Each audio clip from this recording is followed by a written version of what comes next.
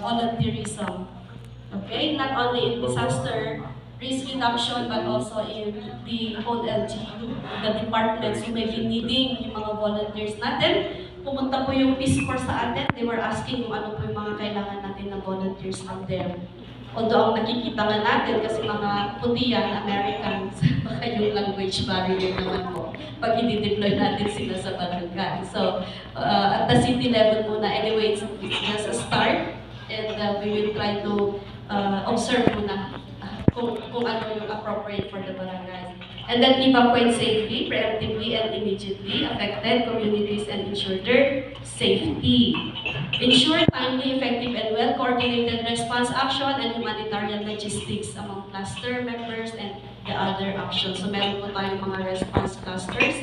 Ensure adequate, prompt, and well-coordinated assessment of needs. Diba? Kaya yung mga nasa barangay, nagsasabi sila kung ano na yung mga needs from the barangay. And meron din po tayo mga naka-deploy na mga social workers, sila po yung nagsasabi, no?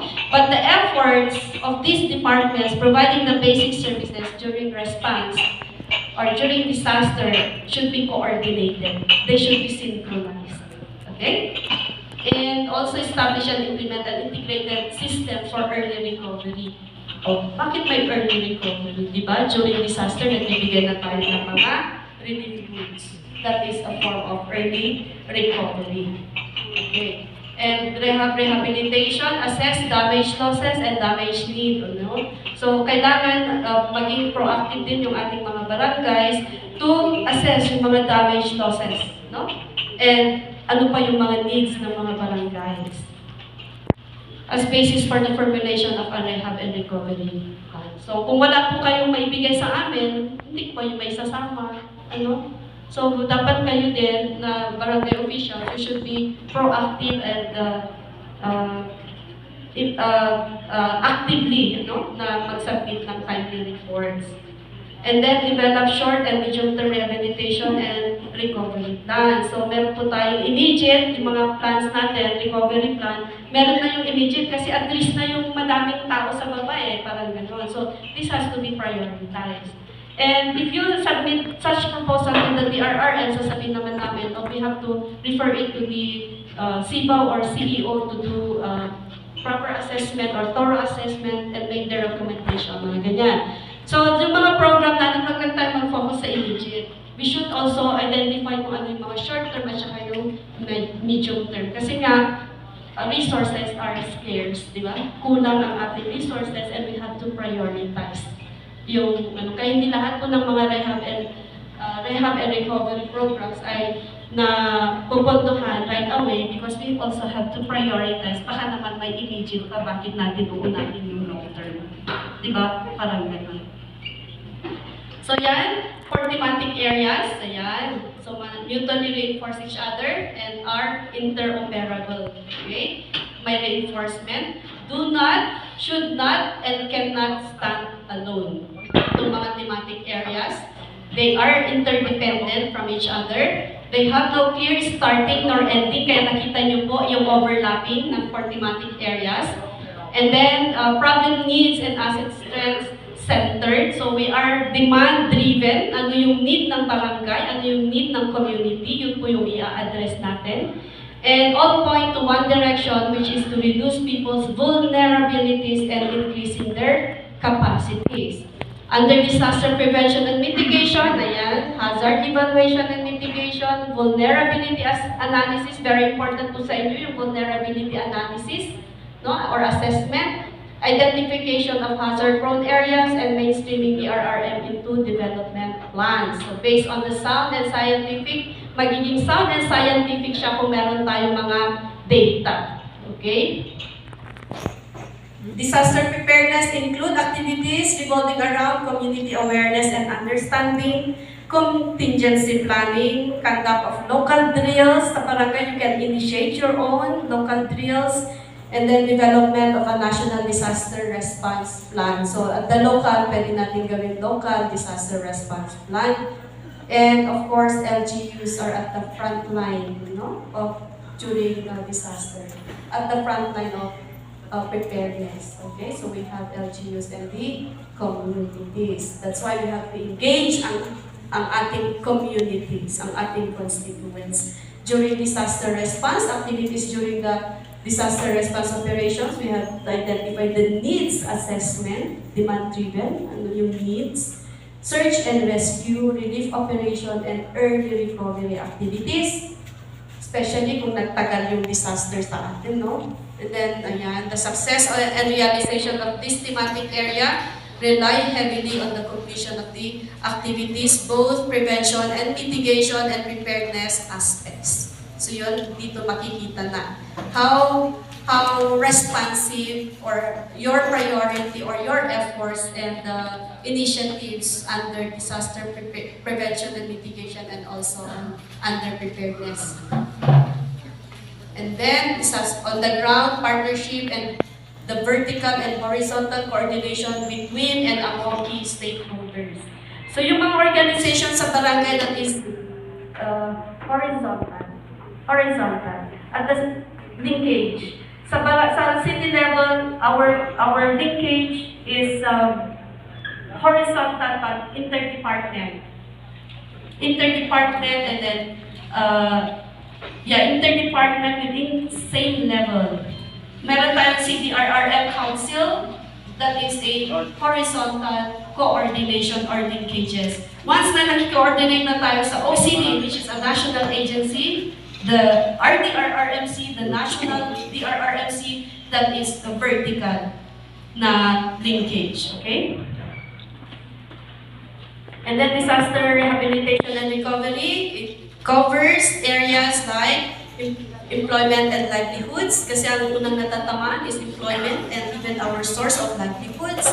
And then infrastructure and lifeline facilities, housing and resettlement. So yun din po doon sa regional workshop ng rehab and recovery for the July 27 earthquake. Ang dami nang nakatemp, hindi ko alam kung hanggang ngayon may mga nakatemp pa rin outside. O di it's about time that they have to identify na yung kanilang safe na resettlement or relocation areas.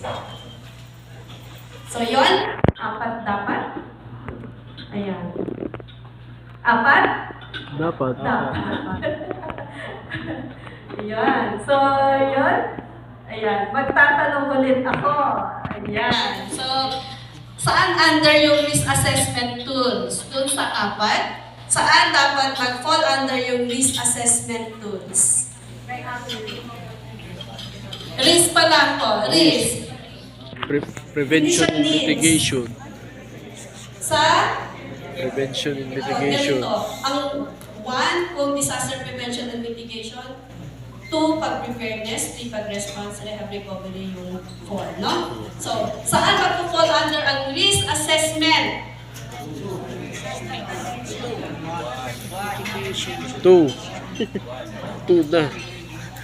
Disaster prevention mitigation. 1. Bakit? 1. Yung risk assessment yun kasi gagamitin mo Risk sa assessment. planning. Una. Yun yung input ninyo sa plans. Wala pang nangyayaring disaster. Pero nakikita na ninyo yung exposure, yung vulnerability, take note ilan yung nasa yung factors under under risk, hazard, vulnerability, Capacity. exposure and capacity. Di ba? 4 yun din eh. O kung saan ka mag-assess ng risk, dapat doon sa prevention mitigation. Prevention and mitigation. O data gathering doon din. Contingency planning, preparedness. Prepositioning and stockpiling, Preparedness. prepositioning and stockpiling. Preparedness. 2. Sabi ko, 1, 2, 3, 4, hindi ganun susunod eh. Number? 2. Sino nagsabi number 3? Number 2? Oo naman, mag-preposition muna kayo bago dumating yung disaster. Okay, capacitating and organizing. Preparedness. 2. Capacitating and organizing. Who says 1? Who says 2? Who says 3? Capacitating is yung trainings. Diba? Prepare. I-organize mo, you organize the structure na gagamitin, yung mechanism, coordination mechanism na i-activate during disaster response. O information management. Prevention and mitigation. 1. Information management. 1. 1. Information. Access to information. 1. Improving the understanding and awareness. That's 1. Okay. Hazard and risk mapping. 1. 1. Nakakalito ba? Hazard and risk mapping. 1. Risk mapping. Saan ginagamit yung maps? Prevention and mitigation. Number 1 po. Di ba sinasama nyo yan sa plans ninyo? Yung mga vulnerable groups, dapat minamap din ninyo. Yun. Well, that is vulnerability mapping.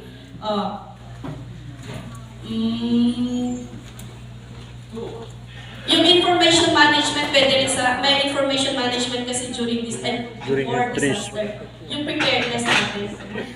Kaya parang ngayon, di ba, from 4 na typhoon signal, meron na tayong 5, gano'n. So, pwede siya under both yung first and the second. Responder, conduct of drills and exercises. Preparedness. 2. Aalis na ako. Disaster drills and exercises. 2. Ano yung malutong na sagot?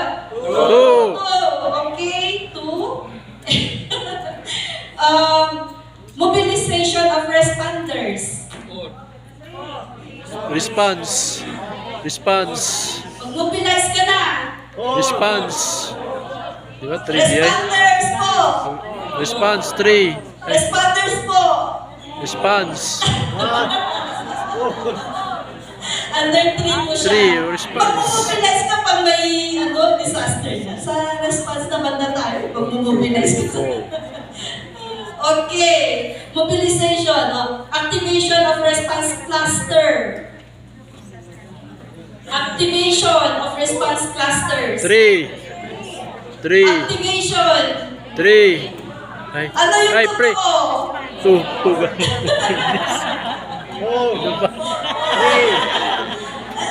Response naman. Di response. Response 3. cluster. Response cluster. Activate. Response. Activation of response clusters. 3 Mag-activate ka na ng response cluster. Oo.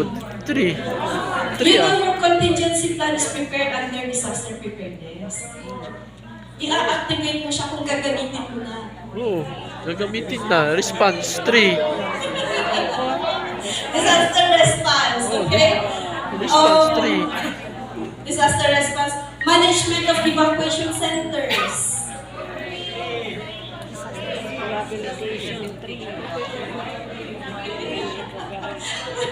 Nalilito yata. I-manage mo ng evacuation center. City Social Welfare and Development Office. Yung sa evacuation center, that's during response.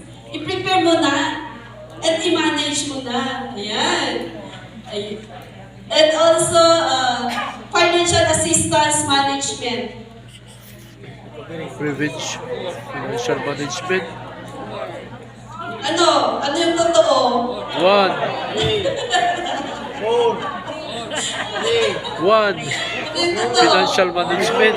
Pwede na One. 3 and 4. Kasi may mga immediate na financial assistance. I-ready po na. Kailangan lalo kung hindi siya resident ng Baguio, di ba? Padala natin sa... Financial So, they need management. 3 financial and 4. assistance.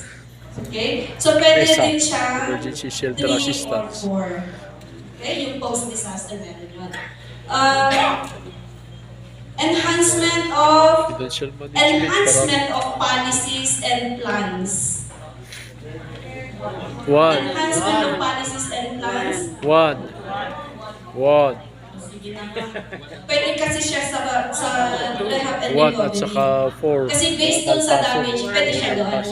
Yung rehab and recovery, yun yung sinasabi ko mag-overlap yan. 4. Okay? So halimbawa, yung na landslide, yung severe na landslide, pina-inspect natin sa MGP at sinabi natin, no build zone na yan.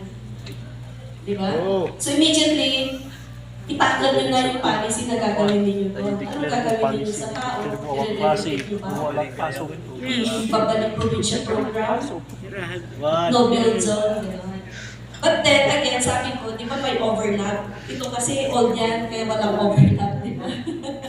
Clear cut yan. So may overlap. So kung sa rehab recovery, yung policies na ginawa na dito walang pasok sa is klase. carry and Diyan na yung plans panis that you malakas. will be preparing Hindi for na papasokin yung mga bata. Okay?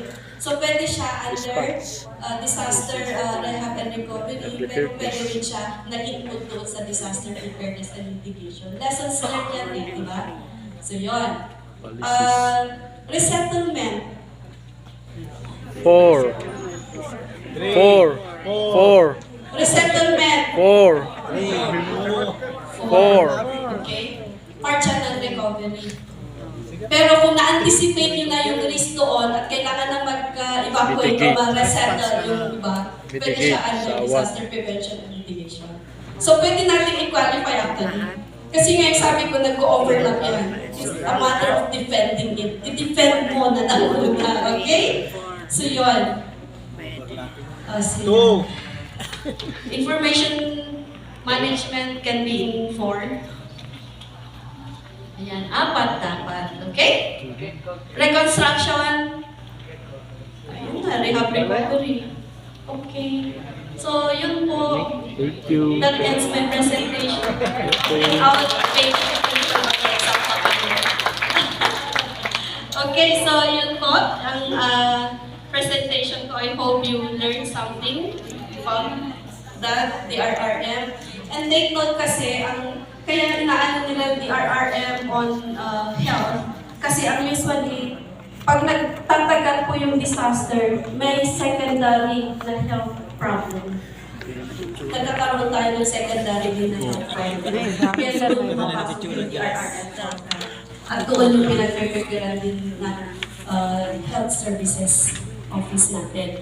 And doon sa RRMH, so meron kayong cluster on nutrition, you have to align it doon sa 4 thematic areas ng DRRM.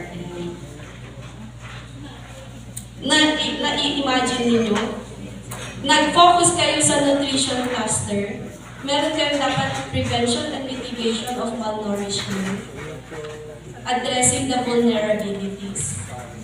Meron din kayong, syempre kung hindi naman ma-address yung doon sa prevention and mitigation, there's something that you have to prepare.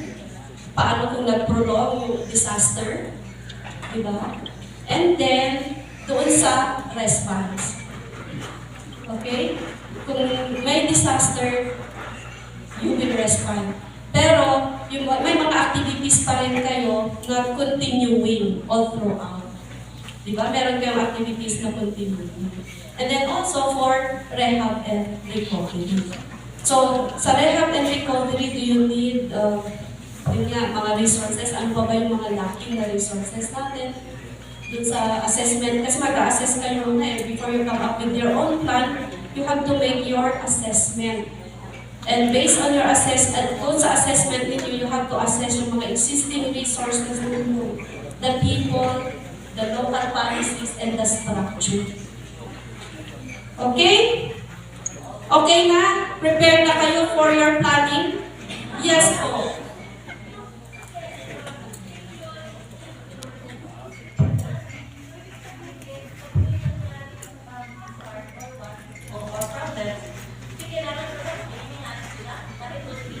Non-nutritious food. Yes. Yes. Yes. Yes. Yes po. And we have to have this coordination with partners. Alam nga naman sino yung magbababa hanggang sa hanggang yung household level. So we have to set up this structure, the coordination mechanism. So, dapat pala, ang DSWD should provide nutritious food ng mga... Yun po.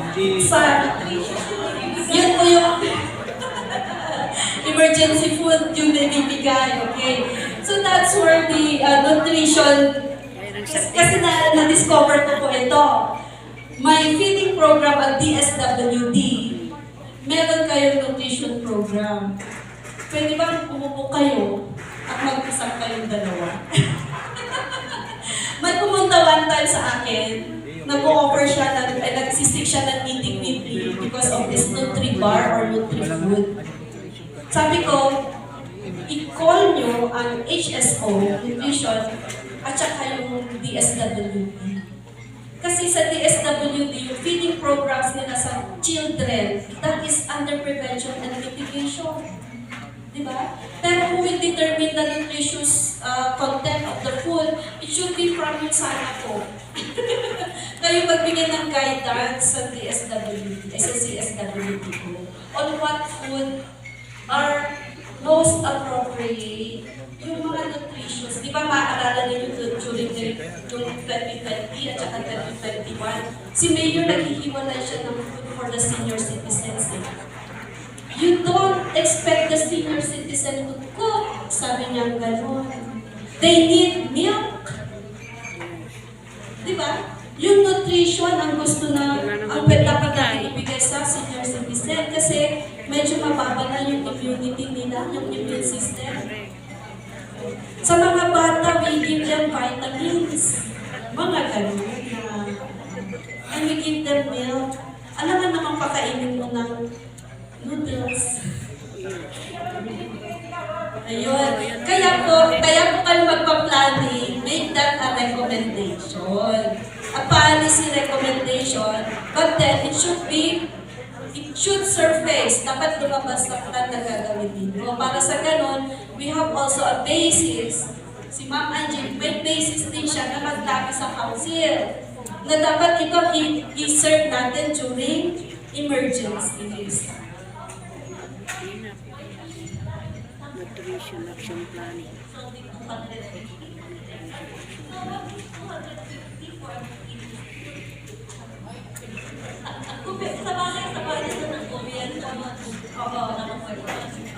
I-consider na natin yan sa devolution. Kaya kayo po, NCSWD, mag-usap-usap na po kayo.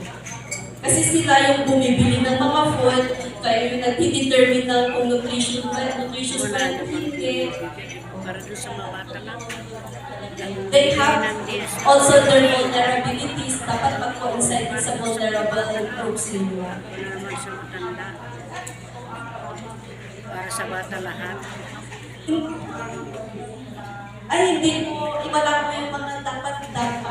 Mag-usap na kayo as team.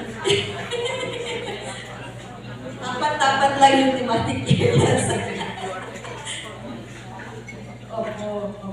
So, yun, sa barangay po kayo, tama, it's the city level, department to department. Peer na siya na mag-uusap. Kasi member ako ng Back for Good, sabi ko, may pinupure ang CSWDO ng mga food para sa food supply, sa feeding program, food packs, mga ganyan. O sabi ko, saan pumapasok si nutrition? Diba?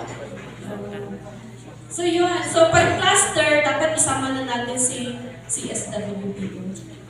I would like to recommend that para alam din nila yung sentiment nila. Kasi tinanong ko, so how are you working with HSO? Hindi naman nila alam because they have independent program. O diba, dapat reinforce din yung program natin. O yun po. So you can also do that. We can come up with data, with facts, kung ano po yung reality, and then ano po yung improvements na kailangan natin i-introduce. May questions pa po? Yes, sir.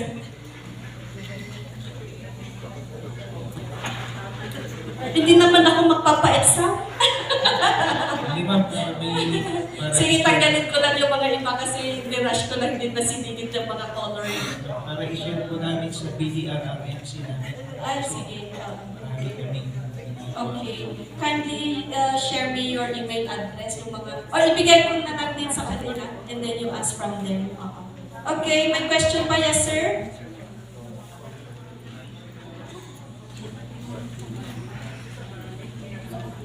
Hello. May tanong yung inuhin nasa BDRRMC tayo. Sa Tagalog mo nga lang, ano? Yes, sir. Ilocano? Alam, ito paano ka? Ay kasi mama, yung during the time of pandemic, when the COVID-19 struck our place, that medyo awat kinalis tayo ta. We are aware that even the CDRMC have no knowledge, they are not prepared for that. Is there any plan that will include a plan Yes. to plan or to mitigate or It cannot be a separate plan. While we have this integrate natin po sa integrated, yes. So, can we also request training On the integration of health. to include the local Sige, sir. We are planning to have Ulit si babalik medyo COVID-19, alam natin kung paano natin prepare. And we are also to include in our class, ibigay the class, equipment or sa CRRC na lang yung pwede naman po, i-ano lang kasi yun. during the time from sa CDR, wala silang upload ng mga mask, mga vacuum kasi ng mga nun eh. Ngayon, New normal. would we build our brand, yung mga gamit, yung mga pwede magsama ng isang gamit. I-try nyo lang na isama. Plan lang naman po yan eh. Or aasa na lang kami sa CDR to Hindi. If there is really a need na maglagay kayo ng equipment dahil yung access din niya, and then wala din mag-ooperate sa DRRM. kasi nag-wala yung system namin. Pag-extend na explore kami, Yun yung sinasabi ko na you make strong justification. And justification, ang ganito kasi yun, yung linkage kasi ng plans to budget. Yung mga PPAs kasi dapat nanggagaling sa plans. Di ba?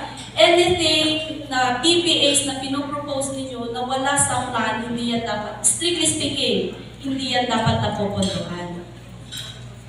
Kasi it's the plan that will determine yung current situation ng barangay, ano yung mga issues, challenges, and problems na nai-encounter ng barangay, ano yung strategies nila, yung gusto nilang mangyari.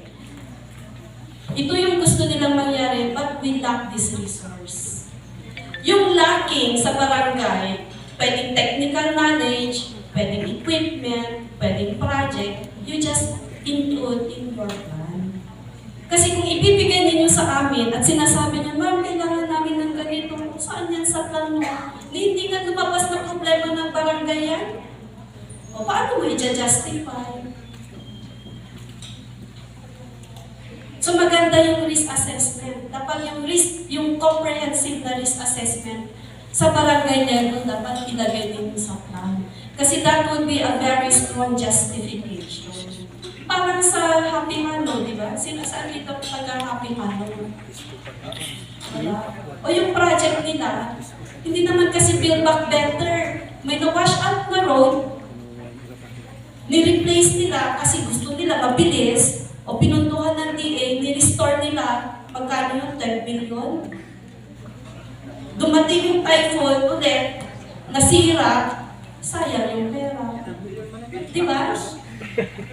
O ngayon gusto na naman nila madaliin. So sabi ko, hindi pwede, kailangan natin isig yung technical expertise or recommendation ng MGB.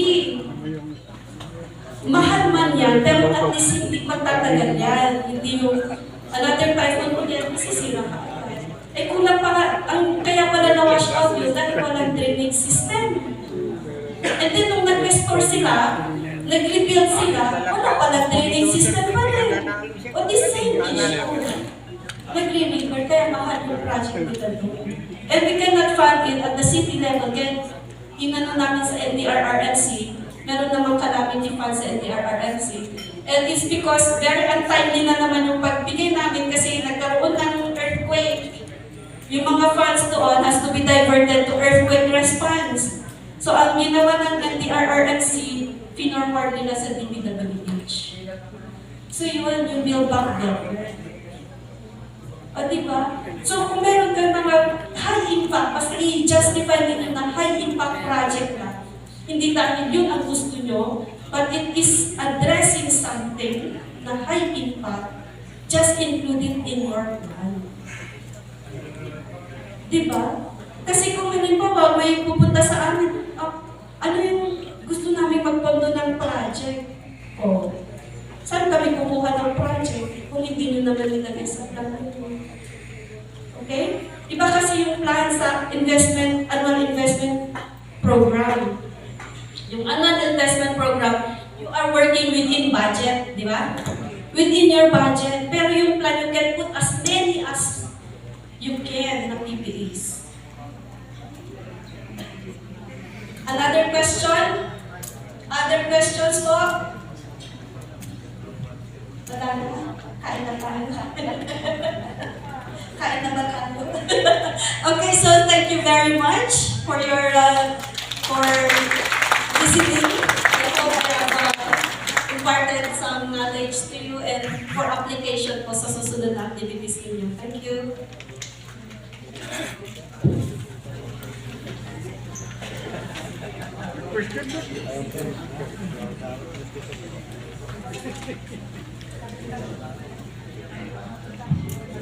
Once again, palakpakan po natin ang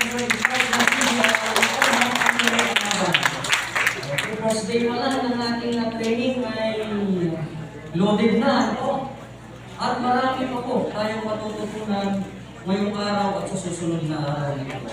Actually, the City Health Officer, Dr. Romena Pigal po is supposed to be with us. No? Kaya lang, she has exactly the same important matter again. Kaya pinadala po niya dito si Dr. Dandeo Halo, Medical Officer po ng Health Services Office para po sa kanyang visit.